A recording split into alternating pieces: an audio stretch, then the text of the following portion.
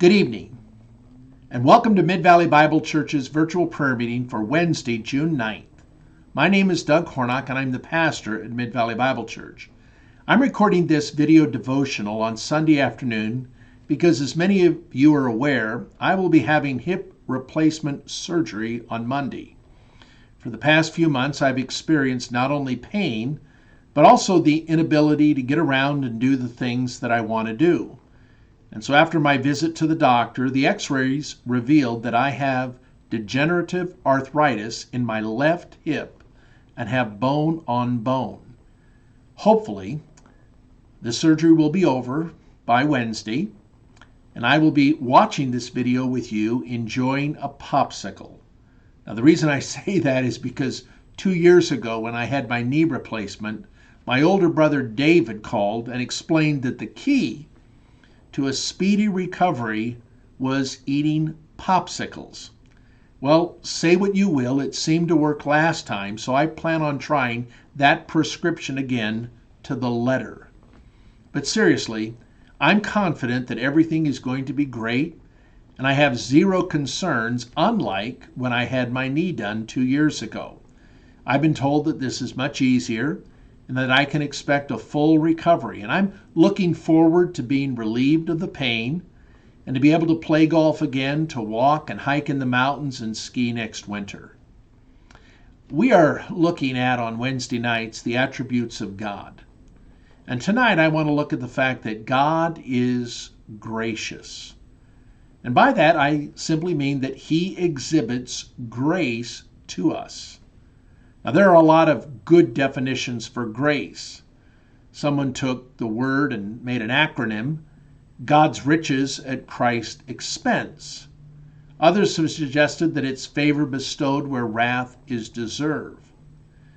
But grace is simply God not giving us what we deserve. We've sinned. We violated God's standards. We deserve to be punished. But God loves us. And so He sent His Son, the Lord Jesus Christ, and He died on the cross. And God's wrath against sin was poured out on His Son, Jesus Christ. He bore the punishment that we were deserving of. And if we will but trust Him, we can be spared the punishment that we deserve. But grace is not simply being spared God's punishment. It's also having His favor and blessing poured out upon us in abundance. I have a pastor friend in Dallas who was part of a monthly pastors fellowship that I attended. There were about 8 of us, primarily from Bible churches in the Dallas area, and it was a wonderful time of fellowship. And he's used the following true story to illustrate the grace of God. It seems that he had a friend who bought a brand new Jaguar convertible upon returning as a veteran from Vietnam. And while still wearing his Army fatigues, this driver set out early one morning down a lonely stretch of road in Oklahoma, and he decided that he would see just how fast his car would go. And he allowed it to accelerate to its maximum speed. Now let me just add, having lived in Oklahoma for 6 years, I can tell you that there are stretches of road that you could do this and do so safely if you know what you're doing and have the right car. Well, just as this man came to the crest of a small hill, he reached top speed. And there, just over the hill, out of sight, until it was too late, was a highway patrolman with his radar gun firmly fixed on that car. This man knew it was all over, and although it took him about a mile to bring the car to a stop, he pulled to the side of the road and waited for the policeman to catch up with him. The patrolman pulled in behind him, stopped his car, lights flashing, and slowly proceeded to approach this man who was waiting with his driver's license in hand. The officer asked, "Do you have any idea just how fast you were going?" The man sheepishly replied, "Not exactly." The policeman responded, 163 miles per hour. The man said, "Sir, that sounds about right to me." And at this point in the conversation, it took an unexpected turn because the patrolman asked, "Would you mind if I took a look at that engine?" "Not at all," the man said. And about a half an hour or so later, the two men finished a cup of coffee at the nearby coffee shop before the patrolman drove off, never having given that speeding driver a ticket. Now, that story has a number of shortcomings when it comes to the issue of grace. But it does demonstrate the fact that the speeder deserved a ticket. He deserved to be fined. But instead of being fined or being arrested, he was let go. And he even enjoyed a cup of coffee with the highway patrolman. Now that's grace. And tonight, I want to remind us that God is gracious to us.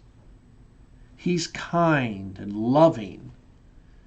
And instead of giving us what we deserve, he gives us his grace. He gives us his favor. Julia Harriet Johnson was born in 1849 in Ohio. Her father was a minister and her mother a poet. And at the age of 9, she began writing poems that were later put to music. One of her best was simply "Grace Greater Than Our Sin." And the words are these: "Marvelous grace of our loving Lord, grace that exceeds our sin and our guilt, yonder on Calvary's mount outpoured, there where the blood of the Lamb was spilt. Grace, grace, God's grace, grace that will pardon and cleanse within.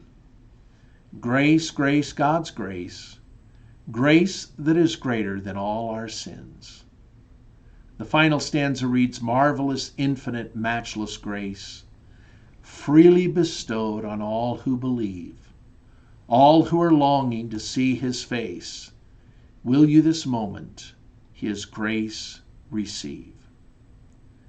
Tonight, I want to remind us that we serve a God of grace, who gives us his favor when we deserve his wrath and judgment.